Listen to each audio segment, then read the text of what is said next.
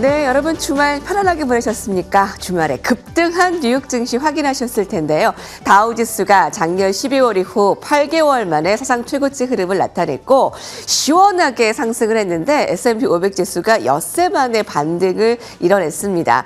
이 기술주 중심의 상승도 이뤄냈는데 이번 주에 엔비디아 실적이 이 AI 거품론에 어떠한 역할을 할지 굉장히 예의주시하고 있습니다.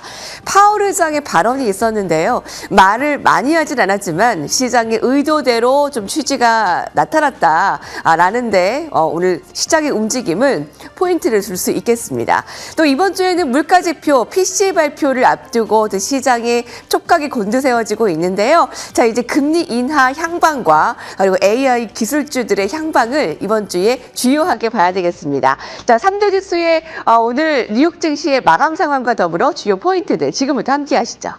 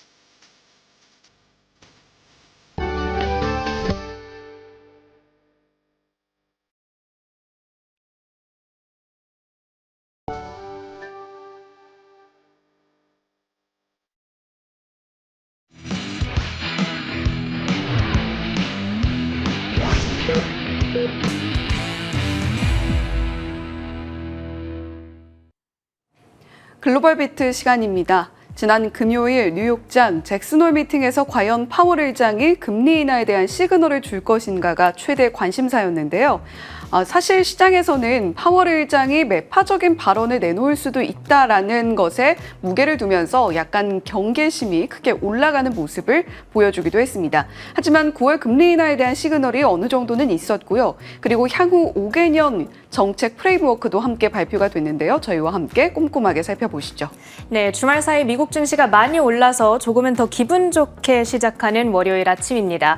파월 의장의 연설을 기폭제로 해서 급등 마감한 금요일장 시장 상황 자세하게 확인해 보시죠. 3대 지수 일제히 급등으로 진행된 가운데 다우 지수가 1.9% 급등이었습니다. 45,600포인트 선을 뚫어냈고요. 이날 신고가를 새로 쓴 가운데 올해 첫 신고가였다라는 데에 의의가 있겠습니다.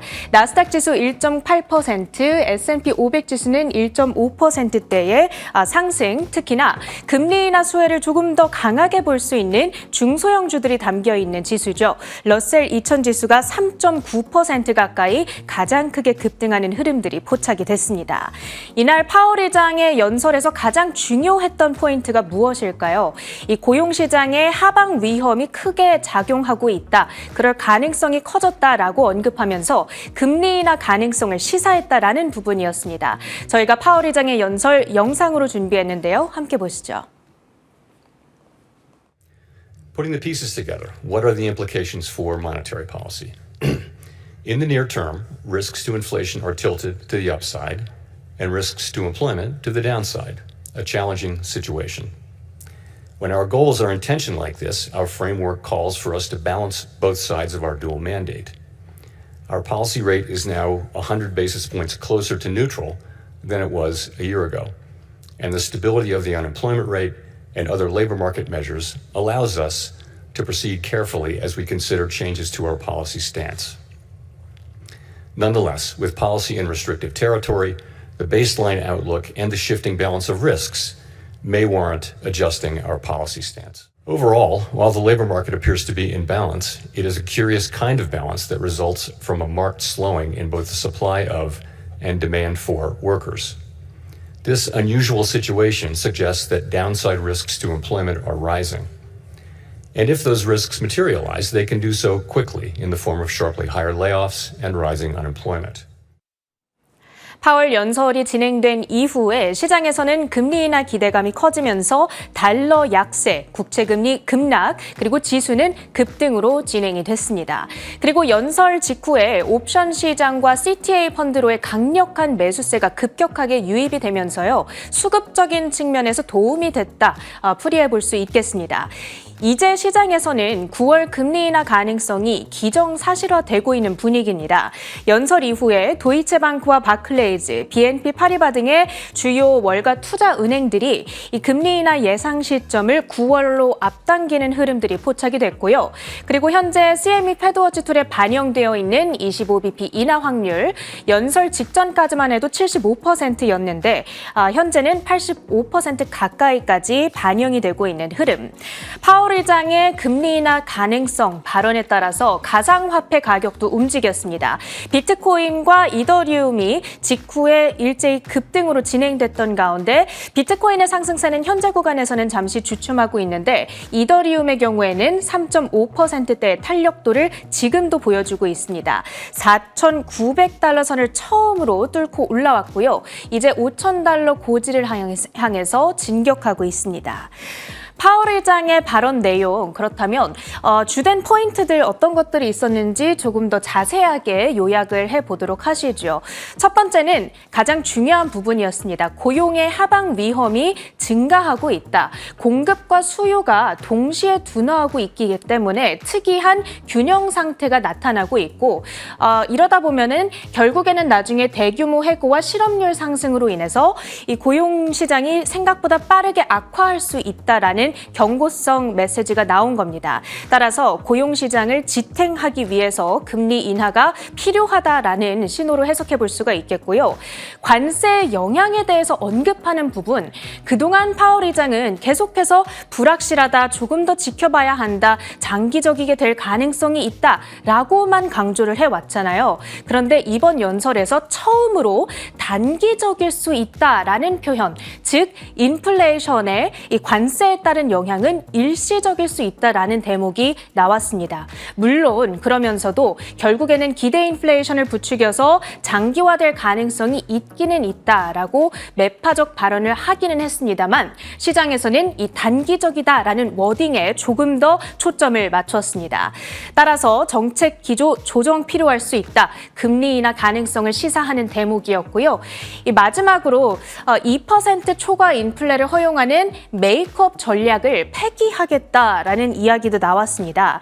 이건 쉽게 말해서 인플레이션이 일시적으로나마 2%를 넘어갔다면 이 과거에는 잠깐 그럴 수 있지 하고 지켜보는 시간을 좀 가졌었는데 앞으로는 2%를 초과하는 순간 그 즉시 금리를 인상시킴으로써 이 물가를 조금 더 엄격하게 통제하겠다라는 이야기거든요. 따라서 매파적인 발언이 나온 것이 사실입니다.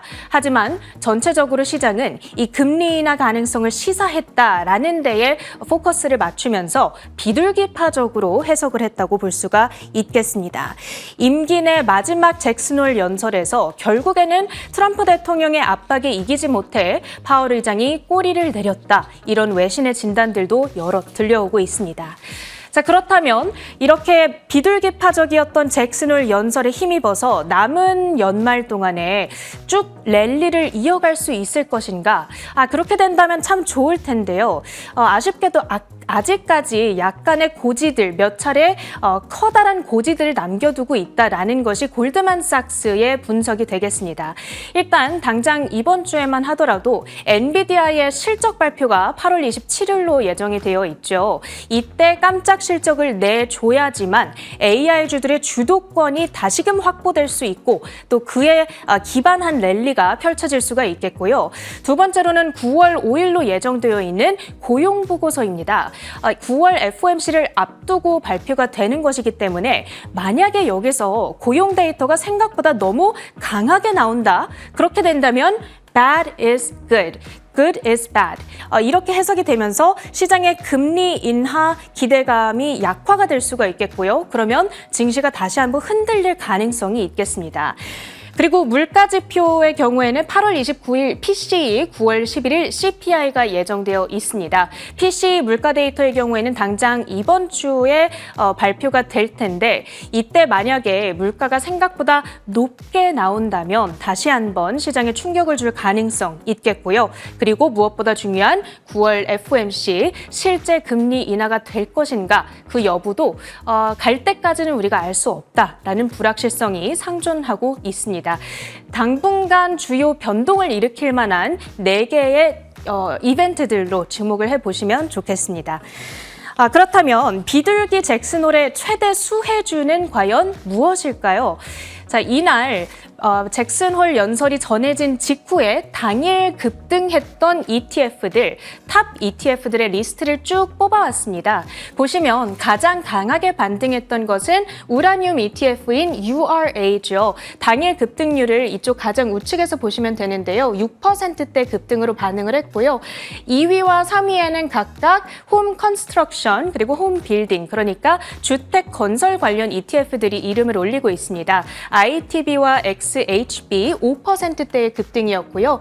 그 밖에는 스몰캡이라는 이름들 많이 눈에 들어오고 있죠. 중소형 관련주들이 크게 반응을 했고 마지막은 ARKK, 그러니까 캐시우드의 혁신 유망주 ETF 역시도 강한 반등세를 보여줬습니다.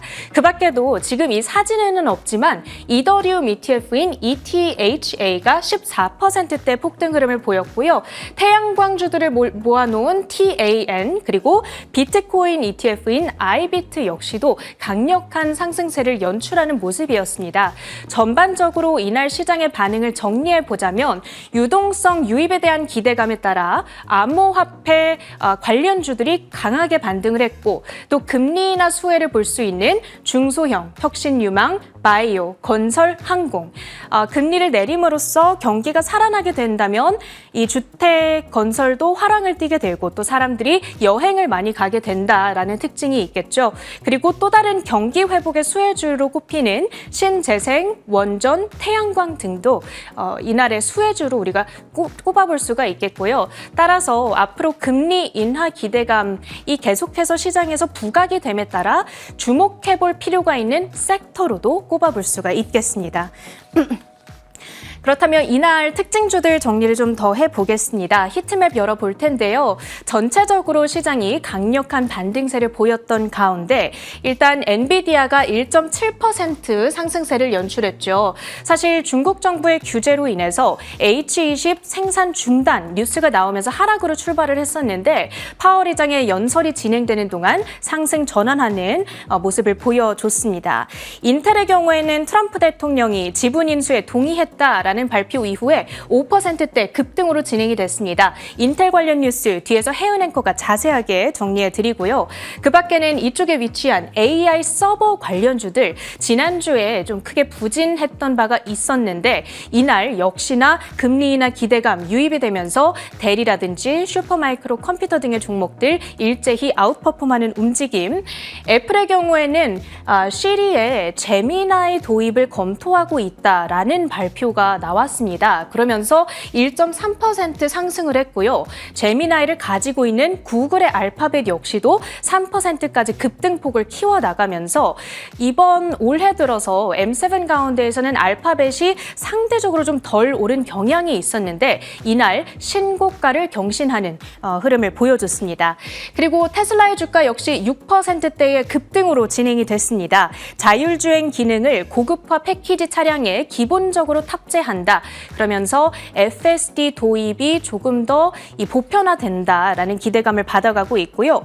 중국에서는 딥시크와의 협력 소식이 전해지기도 했습니다. 이날 테슬라뿐만 아니라 여타 2차 전지, 전기차 관련주들도 일제히 급등했다는 점 체크해 드립니다. 그 밖에 주요 종목들 이슈 확인해 보시죠. 말씀드렸다시피 전기차 관련주들이 다 오른 가운데서 중국 전기차 기업인 니오도 급등을 하는 흐름이었는데요. 있는데요. 새로운 ES8 전기 SUV를 출시하면서 이 테슬라의 모델 Y와 본격적으로 경쟁하고 있다. 그리고 가격이 $43,000로 책정됐다라는 소식까지도 우호적으로 작용을 했습니다. 니오의 주가 이날 14.4% 폭등하면서 $6대를 뚫어내는 움직임을 보여줬고요. 주간 기준으로 봤을 때에는 무려 30% 반등하는 주간을 보내기도 했습니다. 그리고 전기차 관련주들 조금 더 시세를 들여다보자면 리비안이 특히 8%의 급등, EV고, 포드 등의 종목들도 3에서 5%대의 반등 흐름을 가져갔습니다. 그 밖에는 이날 수급 유입이 되면서 그리고 전반적으로 시장에 이 리스크 센티먼트가 강하게 살아나면서 보통 그럴 때 많이 오르는 테마성 성격을 띠는 종목들이죠. 양자 컴퓨터라든지 우주, 비트코인, 스테이블 코인 관련주들까지도 급등하는 흐름을 보여줬습니다. 양자 컴퓨터 대장주에서는 아이온큐, 지난주에 좀 많이 흔들림이 나왔었는데 이날 하루 만에 7%대 반등하면서 주중 낙폭을 1%대까지 줄여나가는 모습이었고요. 종가는 $39대에 형성을 하고 있습니다. 우주 관련 대장주에서는 로켓랩의 주가가 6.9% 반등하면서 $44대까지 역시나 회복을 하는 흐름들을 보여줬고요. 마지막으로 가상자산 관련주들까지 확인을 해보시죠. 이날 역시나 전반적으로 강했습니다. 라이엇 플랫폼즈 그리고 코인베이스, 마이크로 스트래티지가 6% 이상의 반등으로 가장 강하게 아웃퍼폼했다면 마라홀딩스와 로빈후드 역시도 2에서 5%가량의 반등 흐름을 가져갔습니다. 자, 마지막으로 이번 주 주요 일정까지 정리해 보도록 하시죠. 이번 주 가장 중요한 일정, 일단은 27일 수요일로 예정되어 있는 엔비디아의 실적 발표가 되겠습니다. 장 마감 후에 나오니까 이 시간에 목요일 아침 우리 시간으로는 정리해 드릴 수가 있겠습니다. 엔비디아 실적 여부에 따라서 AI주들의 주가 전반적인 이 센티먼트가 좌우될 수 있는 만큼 반드시 주목을 해볼 필요가 있겠고요. 실적 발표를 앞두고 여러 월가 IB들이 지금 목표가 상향에 나서고 있다는 점도 눈에 띄고 있습니다. 그 밖에는 28일 목요일 미국의 2분기 GDP 성장률 잠정치가 발표될 예정이고요. 그보다 더 중요하게 주목해봐야 될 이벤트로는 29일 금요일 7월 PCE 가격지수 예정되어 있다는 점 체크해보시면 되겠습니다. 일정까지 봤고요. 주요 외신 헤드라인으로 이어갑니다. 네, 지난주 금요일 우리의 긴장도를 크게 높였던 파월 의장의 잭슨홀 미팅 연설. 앞서서 파월 의장의 주요 발언 내용들은 체린 앵커가 상세하게 짚어주었는데요. 그 이후의 시장 반응을 조금 더 들여다보겠습니다. 9월 인하 시그널 확실하게 던짐에 따라서 CME 패드워치상에서 현재 9월 인하에 베팅하고 있는 확률은 그 전보다 훨씬 더 높게 집계가 되고 있습니다. 한때 거의 100%에 육박하기도 했습니다만 85.2%로 나타나는 모습이고요. 지금 시장에서 나타난 반응은 옥스퍼드 이코노믹스의 라이언 스위트 전략가의 발언으로 우리가 가름해 볼 수 있지 않을까 싶습니다. 파월 의장이 9월 인하의 가능성을 잭슨홀 미팅 연설에서 분명히 열어뒀는데 연준 의장이 이 문을 한번 열면 다시 닫기가 꽤 어렵다라는 코멘트를 내놨죠. 자, 다음 장 이어서 살펴보시면요. 이렇게 9월 인하의 시그널을 던진 이후에 연준의 스피커라는 별명을 가지고 있는 월스트리트 저널의 닉 티밀하우스 기자의 코멘트를 들여다보겠습니다. 리스크의 균형 이동에 대한 언급이 있었다라고 이야기하고 있습니다. 노동시장의 균형을 유지하고 있지만 상당히 특이한 형태다라고 보고 있는데요. 노동자의 공급과 수요 모두에서 뚜렷한 둔화가 나타남에 따라서 생긴 기묘한 균형 형태를 주시하고 있다라는 부분이 눈여겨볼 만했다라고 이야기하고 있습니다. 자, 무엇보다 고용시장에서의 하방 위험 경고는 우리가 지난 고용 데이터들을 하나하나 열어봄에 따라서 모두 확인이 됐던 부분인데요. 만약에 이러한 위험이 현실화가 되고 점차적으로 구직을 하려는 의지가 계속해서 떨어지고 연속 실업수당 청구 건수를 청구하는 인원들이 늘어나게 된다면 대규모 해고와 실업률 급등이 매우 빠른 속도로 나타날 것이다 라는 부분을 상당히 리스크 요소로 주시하고 있다는 부분 언급을 하고 있습니다. 일단 7월 PC에 앞서서 체린 앵커가 이번 주에 주요한 이벤트 중에 하나다라고 언급을 해줬는데 7월 헤드라인 PCE는 2.6%, 코어 PCE는 2.9% 연간 기준으로 전망되고 있다는 점도 참고해 보셔야 되겠죠. 자, 이렇게 9월 금리 인하에 대한 시그널을 확실하게 그래도 던져줬다라는 평가 속에서 시장은 급등이 나왔는데요.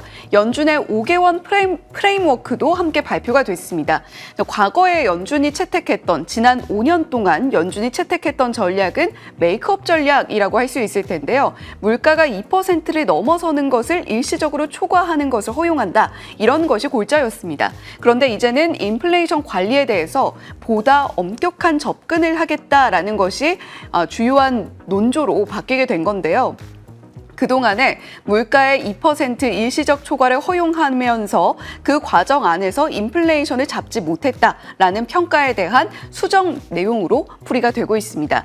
연준의 임무로 3가지 제시를 하고 있는데요. 최대 고용, 물가 안정, 그리고 온건한 금리 정책 유지 이렇게 3가지를 제시하고 있습니다.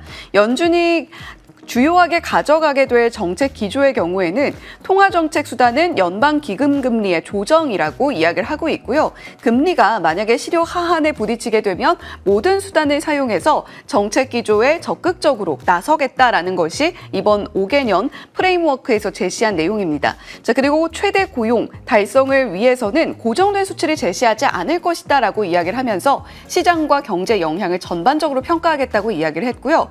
물가 안정에 있어서는 PCE 연 2% 장기 목표를 재확인했습니다. 또 이 부분에 만약에 넘어서게 된다면 이전의 메이크업 전략을 취했던 것과는 다르게 필요한 경우 단호하게 대응하겠다라는 언급도 함께 살펴볼 수가 있었죠. 자, 고용이 일시적으로 최대 고용을 초과하더라도 반드시 물가 불안으로 이어지는 것은 아니다라는 기조하에 매년 1월 원칙을 검토하고 약 5년마다 포괄적인 재검토를 통해서 대중에 공개하는 방식으로 현재 5개년 프레임워크가 공개가 되고 있는 상황이죠. 자, 연준의 5개년 프레임워크 잭슨홀 미팅에서 나왔던 내용까지 저희가 자세하게 들여다봤고요. 자, 7월 PCE는 과연 그렇다면 어떻게 좀 전망이 되고 있는가 저희가 들여다봐야 될 겁니다. 고용 데이터와 지금 물가 데이터 함께 보고 계신데요. 고용이야 뭐 계속해서 데이터들 나오는 대로 연준에서 평가를 할 테고 물가 데이터 가운데에서는 CPI보다 PCE에 조금 더 무게를 둔다라는 것은 모두가 알고 계실 겁니다. 자, 지금 현재 헤드라인 PCE 전망치가 2.6%로 나타나고 있다라고 말씀을 드렸는데 연준이 5개년 프레임워크에서 2%라는 물가 목표치 이제 엄격하게 바라보겠다라고 이야기를 하고 있는 만큼 7월의 PCE가 과연 시장의 전망치에 일치하게 나타나는가 그 여부를 또 한번 주시를 보셔야 되겠죠. 자, 이렇게 7월 PCE에 대한 전망치까지 들여다봤고요. 이번 주에 또 하나의 분기점이 있습니다. 엔비디아 실적 발표인데요. 현지 시간 27일 수요일 장 마감 후에 엔비디아의 실적이 나옵니다. 현재 엔비디아의 실적을 주시할 수밖에 없는 이유는 S&P 500 지수 내에서 굉장히 큰 비중을 차지하고 있기 때문인데요. 지금 엔비디아가 차지하고 있는 비중이 8% 육박하고 있는 모습입니다. 지금까지 엔비디아만큼 S&P 500 지수 내에서 이렇게 큰 비중을 차지하고 있는 기업은 없었다라는 부분 참고해 보시고요. 그 이전에는 마이크로소프트, 애플, 알파벳, 아마존, 메타 같은 기업들이 S&P 500 지수 내에서 큰 비중을 차지하고 있는 기업들로 체크해 보시면 되겠습니다. 첫 번째 헤드라인은 미국 행정부가 인텔의 지분을 확보했다라는 관련 내용으로 준비했는데요. 관련한 트럼프 대통령의 코멘트 먼저 살펴보고 오시죠. They've had some bad management over the years and they got lost. And I said, I think you should pay us 10% of your company. And they said, yes, that's about $10 billion. I don't get it. This comes to the United States of America. And I said, I think it would be good having the United States as your partner. He agreed. And they've agreed to do it. And I think it's a great deal for them. And I think it's a great deal. He walked in wanting to keep his job, and he ended up giving us $10 billion for the United States. So we picked up $10 billion. And we do a lot of deals like that. I'll do more of them. 네, 이에 따라서 변화하게 될 인텔의 지분 구조 변화를 조금 더 자세하게 들여다보겠습니다. 미국 행정부가 9.9%의 지분을 가져가게 될 텐데요. 의결권을 확보하지 않는 수동 지분이라고 보시면 되겠습니다. 그 뒤를 이어서는 뱅가드가 약 8.9%의 지분을 인텔 내에서 확보하고 있고요. 블랙록이 약 6.4%, 스테이스트릿이 4.7%, 기타 기관이 1에서 2% 수준, 개인과 기업이 합산해서 약 44%가량의 지분을 가져가게 됩니다. 이에 앞서서 조금 화제가 됐던 소식은 소프트뱅크의 인텔 지분 확보 소식 소식이었는데요. 소프트뱅크는 한 2%가량의 지분을 얻게 될 것으로 보이죠. 자, 다음 장 이어서 살펴보시면요. 자, 그렇다면 인텔과 미국 행정부의 거래 세부 내용은 어떻게 될까 좀 자세하게 들여다보겠습니다. 총 89억 달러가량이 인텔의 어느 정도는 좀 구제성 방향으로 흘러가게 될 텐데 정부의 직접 투자와 칩스법 보조금이 이 부분의 대부분을 차지하게 될 겁니다. 자, 주당 가격은 20.47달러로 전일 종가였던 24.80달러보다 살짝 낮게 시가 대비 할인이 좀 들어가겠고요. 취득 주식수는 약 4억 3,330만 주가 되겠습니다. 자, 지금 정부 지분의 평가액은 약 110억 달러 이상이 될 텐데 추가 조항을 좀 눈여겨보셔야 되겠죠. 인텔이 자체 팹에 대한 통제력을 잃게 된다면 정부가 5% 추가 지분을 취득할 수 있는 권리를 부여한다라는 것이 핵심 포인트가 되겠습니다. 지금 미국 행정부가 적극적으로 미국의 제조업 기반을 조금 더 강하게 좀 개입하는 모습들을 최근 들어서 보여주고 있는데요. 인텔뿐만이 아니라 칩스법 보조금을 받는 기업들에 있어서도 지분 확보에 나설 수 있다라는 우려감이 함께 제기가 되면서 삼성전자나 SK하이닉스처럼 칩스법 보조금을 받는 기업들의 외국 기업들의 경우에도 미국 행정부가 자금이 지원됨에 따라서 지분을 확보하게 되는 것은 아닌가 이런 우려감이 한때 불거지기도 했습니다. 이 부분은 조금 더 확인이 필요하겠고요. 다음 장 이어서 살펴보시면요. 자, 그에 이어서 지금 미국 행정부가 또 다른 제조업 굴기를 선언하고 있는 쪽은 바로 조선입니다. 한국은 이제 1,500억 달러 조선업 관련해서 미국에 베팅하고자 하는 의지가 보답을 받을 수 있을 것인가 그 시험대에 올라 있는 상황인데요. 이재명 대통령이 미국으로 출국을 한 상황이죠. 최근 중국이 세계 조선업에서 시장 점유율 약 50%가량을 가지고 가고 있습니다. 이를 좀 저지하기 위한 미국의 여러 가지 관세 이슈들이 있었고 한국을 전략적인 파트너로 선택해서 대응 방안을 마련하는 데 고심하고 있다는 것이 골자인데요. 지금 현재 투자 방식은 한국 정부 그리고 대형 조선사를 중심으로 해서 대규모 금융 지원 방식이 될 것으로 보이고 있습니다. 직접 출자보다는 융자 또는 보증 형태가 될 거다 이런 이야기가 나오고 있는데요. 과연 이재명 대통령과 트럼프 대통령의 만남 사이에서 조선업 관련해서 우리 조선사들이 좀 어느 정도까지 이득을 가져갈 수 있을 것인가 시장에서 주시를 좀 해보실 필요가 있겠습니다. 자, 이렇게 한국의 조선 베팅 과연 성과를 얻을 수 있을 것인가 오늘 또 하나의 시장 포인트로 밤까지 좀 지켜보실 필요가 있겠고요. 두 번째 헤드라인은 애플 관련 소식으로 준비했습니다. 함께 살펴보시죠. 애플이 오는 9월 9일 또는 수요일 애플은 신제품 발표 행사를 열고 아이폰 17 시리즈를 공식 공개할 예정입니다. 9월 12일부터 사전 주문이 시작되며 9월 19일부터 글로벌 판매가 시작될 것으로 전망됩니다. 새로운 라인업 중 아이폰 17 에어는 시리즈 중 가장 얇고 가벼운 모델로 5.5에서 6mm 두께를 자랑하며 애플이 기존 플러스 모델을 대신해 선보이는 전략적 제품입니다. 공통적으로 보여주는 사양과 특징은 모든 모델의 120Hz 프로모션 디스플레이 도입 가능성, 카메라 모듈 후면 디자인의 사각형화, iOS 18 기반의 기능 업그레이드가 될 전망입니다. 애플은 2026년 가을 첫 폴더블 아이폰을 출시할 계획인 것으로 마크 거먼 기자는 전했습니다. 네, 앞으로 전해드릴 내용은 애플이 공식적으로 확인한 내용은 아니고요. 블룸버그 통신의 이 애플 관련한 소식들을 주로 전하는 마크 거먼 IT 애널리스트의 기사 내용을 좀 요약한 것이라고 보시면 되겠습니다. 애플의 9월 신제품 라인업들은 과연 어떻게 될 것인가? 아이폰 17 시리즈가 대거 공개가 되겠고요. 기존의 17이라던가 17 프로, 17 프로 맥스뿐만이 아니라 새롭게 역점을 두고 있는 쪽은 얇고 가벼워진 17 에어가 되겠습니다.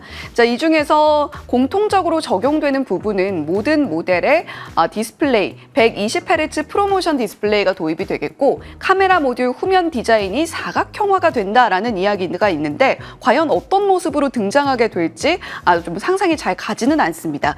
iOS 18 기반의 기능 업그레이드 업그레이드를 통해서 조금 더 AI 쪽에서 기능 업그레이드가 있지 않겠는가라는 전망이 가능하겠고요. 폴더블 폰의 경우에는 내년 가을에 첫 출시가 되지 않겠느냐 이런 이야기도 함께 전하고 있습니다. 자, 그렇다면 제미나이 맞선 이야기는 앞서서 체리네커가 전해주었는데요. 폴더블 폰이 과연 어떤 모습을 하고 등장을 할 것인가 이 부분에 대한 시장 관심도 상당히 높습니다. 삼성 갤럭시 접는 폴더블 폰은 폴드폰이 있고 플립폰이 있죠. 양쪽으로 접는 조금 더 큰 화면의 Z 폴드처럼 대화면 기기가 될 거다 이런 전망이 나오고 있습니다.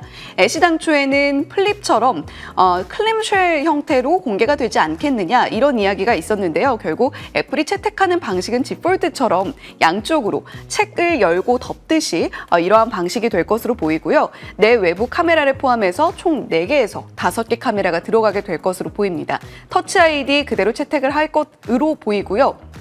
핵심 부품사는 삼성과 LG, 한국 기업이 되면서 디자인과 기술력 면에서는 삼성의 폴더블 폰과 비슷하지 않겠느냐 이런 전망치 나오고 있습니다. 가격이 문제인데 가격이 상당히 비싸죠. 최소 1,800달러에서 2,000달러로 전망이 되고 있고요. 자, 그리고 무엇보다 2027년에 20주년을 맞이하는 애플이 차세대 올글래스 아이폰 나타낼 수도 있다라는 이야기도 마크 거먼 기자의 기사 내용에서 확인이 가능했습니다. 글로벌 비트 전해드렸습니다.